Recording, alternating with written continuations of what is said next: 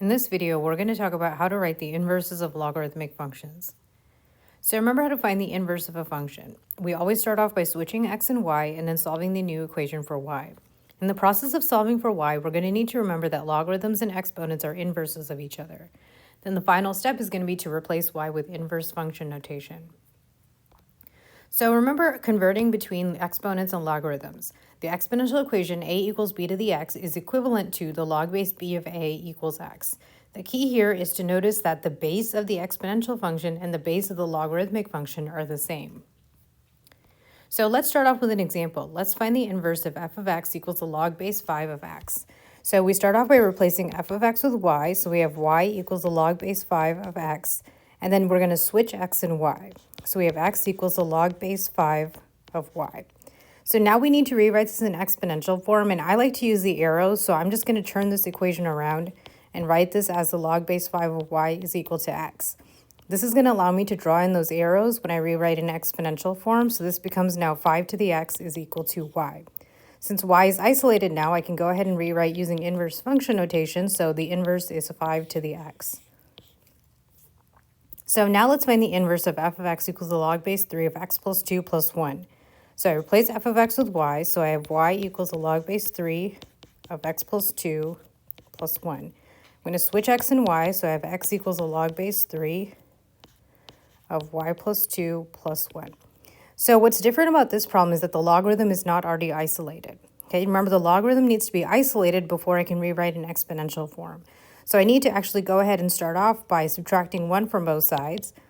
And so now that is going to give me x minus 1 equals the log base 3 of y plus 2. Now my logarithm's isolated, so I'm just going to turn this equation around so I can rewrite in exponential form using the arrows. And so when I draw in my arrows, this is telling me that 3 to the x minus 1 is equal to y plus 2.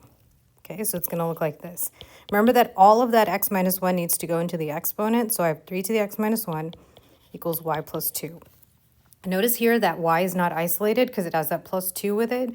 So in my next step, I'm going to go ahead and subtract 2 from both sides so that I can get y by itself. So that's going to give me 3 to the x minus 1 minus 2 is equal to y. So now that y is isolated, I can rewrite this using inverse function notation. So I have 3 to the x minus 1 minus 2, and that is the inverse. So now you can go ahead and pause the video and try doing this example on your own.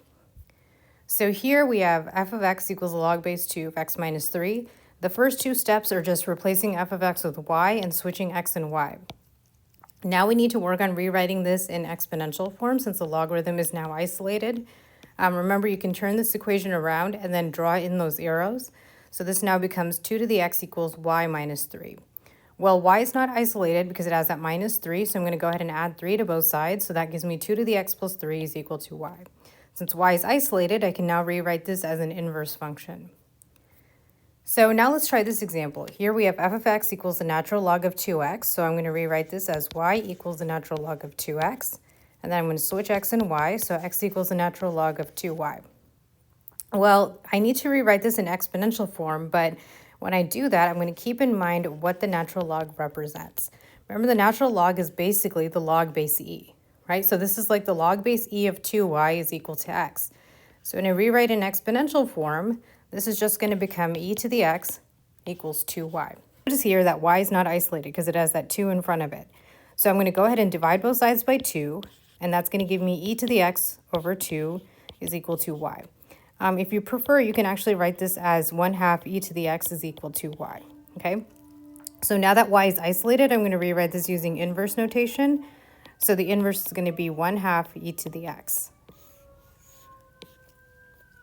All right, now you can go ahead and pause the video and try doing this example on your own. So here we have f of x equals the natural log of x plus 4. So we're going to replace f of x with y and then switch x and y. So that gives us x equals the natural log of y plus 4. So remember, this is the same thing as saying the log base e of y plus 4 is equal to x. And if we draw in the arrows, this becomes e to the x equals y plus 4. Now all we need to do is subtract 4 from both sides. So that gives us e to the x minus 4 is equal to y. Okay, since y is isolated, that is now going to be our inverse function. So when finding the inverse of a logarithmic function, remember the key is to remember that logarithms and exponential functions are inverses of each other.